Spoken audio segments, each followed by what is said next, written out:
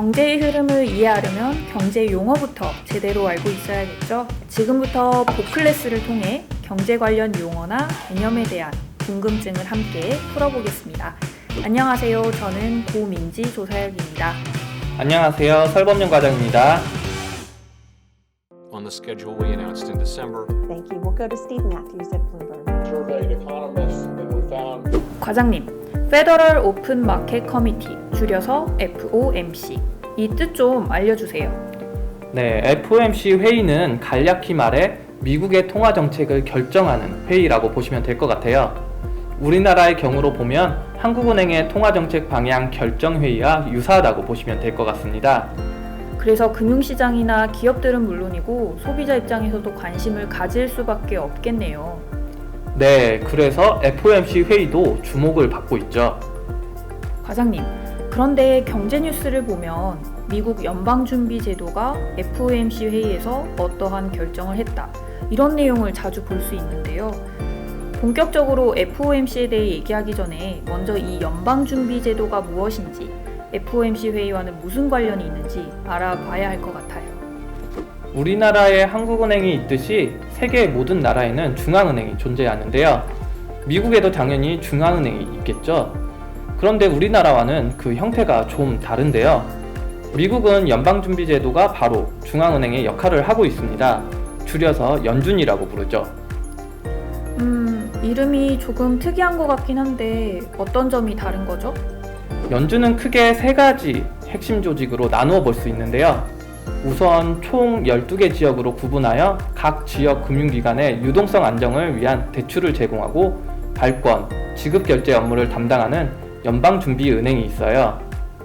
그런데 과장님, 각 지역마다 연방준비은행이 있으면 할인율과 지급준비율이 다 제각각이어서 통화정책이 굉장히 혼란스러울 것 같아요. 네, 그래서 이 12개 연방준비은행을 감독하고 할인율과 지급준비율 등 정책의 방향성을 결정하는 연방준비제도 이사회가 있어요. 그러니까 이 연방준비제도 이사회가 미국 연준의 최고 의사결정 기구라고 보시면 되겠습니다. 이게 연방준비제도의 두 번째 핵심 조직에 해당돼요.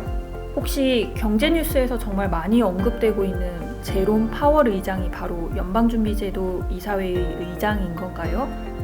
네, 맞아요. 연방준비제도 이사회에는 총 7명의 이사가 있는데요. 대통령이 상원의 승인을 받아 임명합니다. 그중 의장이 바로 말씀하신 제롬 파월 의장입니다. 간혹 뉴스에서 연준 의장을 세계 경제 대통령이라고 부르기도 하더라고요. 연준 이사회는 할인율, 지급준비율을 결정한다고 했고, 그렇다면 미국의 기준금리는 누가 결정하는 건지? 네, 그게 바로 연방공개시장위원회, 즉 FOMC입니다. 이 위원회가 개최하는 회의가 오늘의 주제, FOMC 회의죠. 과장님, 이제 본론으로 들어가서 FOMC와 FOMC 회의에 대해서 구체적으로 알아봐야겠죠.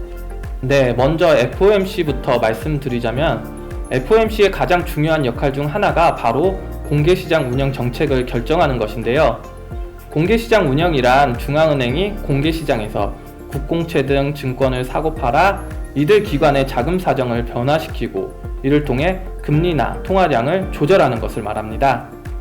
쉽게 말하면 금리를 낮추기 위해 중앙은행이 채권을 매입해서 금융기관에 유동성을 공급하고, 반대의 경우는 채권을 매각하는 방식으로 통화량과 금리를 조절하는 거죠. 네, 맞아요. 참고로 미 연준의 기준금리라고 할 수 있는 것은 연방기금금리 목표 범위인데요. 연방기금금리는 간단히 말해 미국 은행 간 자금 거래에 적용되는 대표적인 단기금리입니다. 우리나라의 콜금리에 해당한다고 이해하시면 될 것 같습니다. FOMC 회의 결과에 전 세계가 촉각을 세우고 있는 만큼 중요한 역할을 하는 조직인데요. 어떤 사람들이 이 회의에 참석하여 정책 결정에 참여하는 것인가요? FOMC는 모두 12명의 위원으로 구성되어 있어요. 먼저 연방준비제도 이사회 이사 7명과 지역 연방준비은행 총재 5명이 참여하는데요. 위원장은 연방준비제도 이사회 의장이 겸임하게 되니까 지금은 제롬 파월 의장이 맡고 있겠죠. 그리고 지역 연준 총재 5명 중 1명은 당연직인 뉴욕 연준 총재입니다. 나머지 4명은 여타 지역 연준 총재가 순번제로 1년씩 임기를 수행하게 되고요. 그러면 회의에는 말씀하신 12명만 참여하는 건가요? 아니요, 실제 회의에는 12명 외에도 모든 지역 연준 총재가 참여하게 되는데요. 정책 결정을 할 수 있는 투표권을 12명이 가진다는 의미인 것이죠. FOMC 회의가 코로나 사태와 같이 필요할 때 수시로 개최되는 경우도 있지만 기본적으로는 최소 6주 간격으로 매년 8회 정기적으로 개최되고 있잖아요. 네, 맞아요. 정기회의는 이틀간 이루어지고 회의가 끝나는 날 위원장이 한두 장짜리 성명서를 발표하는데요. 전 세계가 이날 연준 의장의 말 한마디 한마디에 귀 기울이면서 듣게 되는 것이죠. FOMC 개최 전 약 2주간을 블랙아웃 기간이라고 해서 연준 위원들이 통화정책에 관련한 발언을 할 수 없다 보니 시장에서는 FOMC 결과에 대해 더욱 촉각을 세우게 되겠네요. 네, 그리고 FOMC 회의가 끝나고 3주 후에는 FOMC 회의록을 공개하게 되는데요. 경제 상황에 대한 인식과 향후 전망 등 FOMC 회의에서 논의된 자세한 논의 내용을 알 수 있어서 향후 통화정책의 방향을 가늠해 볼 수 있는 중요한 자료라고 할 수 있습니다. 그런데 FOMC가 끝나고 향후 예상되는 기준금리 수준을 나타낸 점도표가 뉴스 기사로 많이 다뤄지고 있는 것 같은데요. 어떤 때는 FOMC가 끝났는데 나오지 않은 적도 있고요. 그건 FOMC 회의 결과와 함께 경제 전망을 내놓는 경우를 말씀하시는 것 같은데요. FOMC가 매해 8번 열리는데 그중 4번인 3월, 6월, 9월, 12월은 경제 전망도 함께 발표합니다. 점도표는 회의에 참석한 위원 각자가 향후 기간별로 가장 적정하다고 예상되는 기준금리 수준을 표시하기 때문에 이를 보면 통화정책이 앞으로 어떻게 이루어질지 예상할 수 있는 것이죠. FOMC 회의에 대해 알아봤는데 그러면 FOMC 회의에 이토록 전 세계의 이목이 쏠리는 이유가 뭘까요? 일단 우리가 미국을 기축통화국이라고 하잖아요. 국제무역이나 금융거래에서 달러를 사용할 수밖에 없는 입장에서는 미국의 통화정책 변화에 민감해질 수밖에 없겠죠. 어떤 은행의 예금 금리가 높으면 사람들이 그 은행에 저축을 늘리려고 하잖아요. 예를 들어 미국의 금리가 올라가면 전 세계에 투자된 자금들이 미국에 몰리게 될 것 같은데요. 그렇게 되면 국제거래가 주로 달러로 이루어지기 때문에 달러 자산이 많지 않은 신흥국들은 휘청할 수밖에 없겠네요. 네, 그렇죠. 실제로 2013년 벤 버냉키 의장이 처음으로 테이퍼링을 언급한 이후에 신흥국들의 금융 불안이 확대되는 등 전 세계 금융시장이 들썩거린 사례도 있었는데요.